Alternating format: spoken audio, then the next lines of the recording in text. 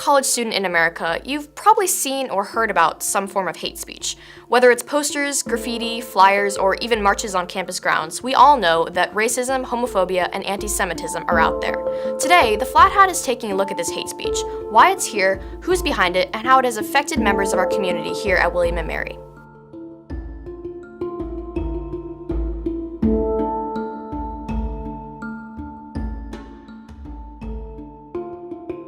Hi, my name is Claire Hogan. I'm an online editor here at the Flat Hat. My name is Gavin Akeen. I'm the sports editor at the Flat Hat. I wrote the article about the anti-Semitic and anti-LGBTQ posters that were put up around campus. On Friday, February 22nd, letters were posted in academic buildings in the Sunken Garden and the Sadler Center at the College of William & Mary, expressing homophobic, anti-Semitic, and white nationalist language. The letters started by asking God to forgive men for their hedonist and sinful nature while simultaneously asking for revenge against Jewish and LGBTQ communities. WMPD responded to reports that the letter was posted in 3 places on campus: Earl Gregg Swem Library, Sadler Center, and Tucker Hall. Clavitt said that WMPD officers removed the letters as they violated campus posting policy. Vice President for Student Affairs Ginger Ambler affirmed the administration's commitment to responding to student complaints regarding posters, and said that they violated the university's posting policies and they were promptly removed. Jewish students became alarmed after reading the letters. Rabbi Gershon Litt, director of Hillel, the college's official Jewish spiritual organization, commented on the incident when Gavin performed his initial investigation and had this to add when we reached out for further comment. My name is Rabbi Gershon Litt, and I'm the director of Hillel at William & Mary. I've been asked to say a few words about the recent hate posters that have been put around campus. To the people that put them up, we want to say one thing. You are very irrelevant. You're irrelevant because you are uneducated. And what we need to do as a community is educate each other about who our unique groups are so that we function as one community. That's the solution. To function as one, but yet have individuality. If we can do that, then we'll be fighting these words of hate, statements of hate, posters of hate, and doing so with respect and dignity. Because people who are so insecure that they will put up statements, they'll put up posters like this, simply do not know who they are. We need to know who we are. At William & Mary, we are one community.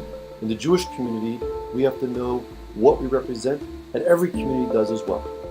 We hope that this is the end of all of this type of hate, whether it's in print or whether it's verbal. The college's political communities also came out together in support of the marginalized communities targeted.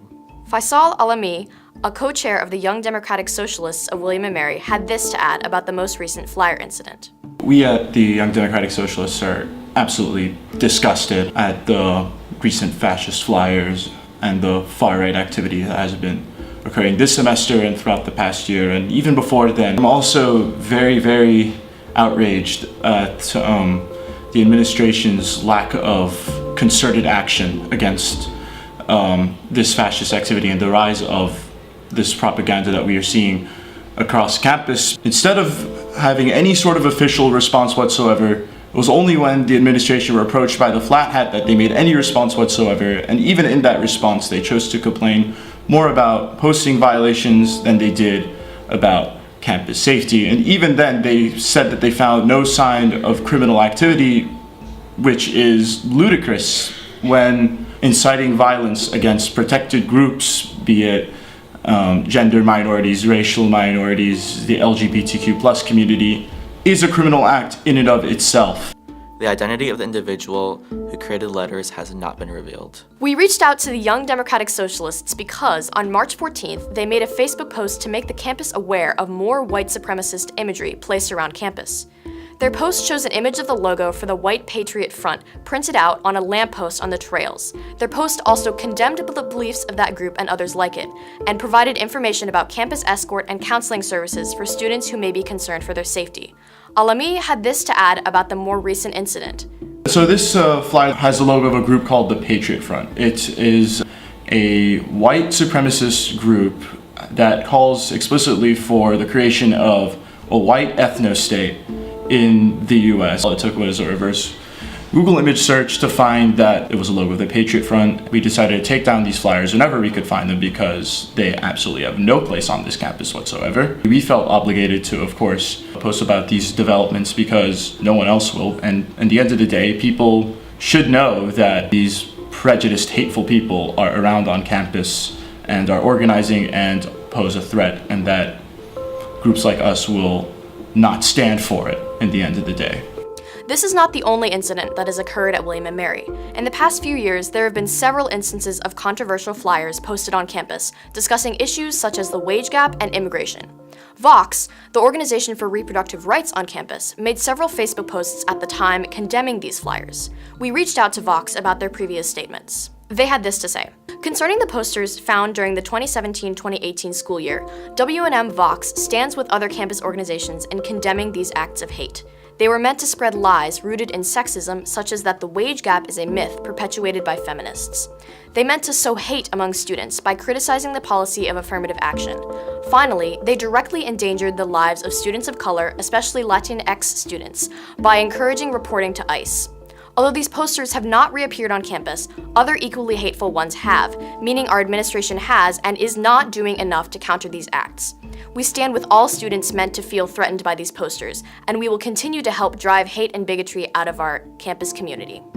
Going back even further, on November 15, 2016, Ginger Ambler, the Vice President for Student Affairs, sent an email about behaviors that harass, intimidate, or threaten others taking place on campus since the 2016 US presidential election.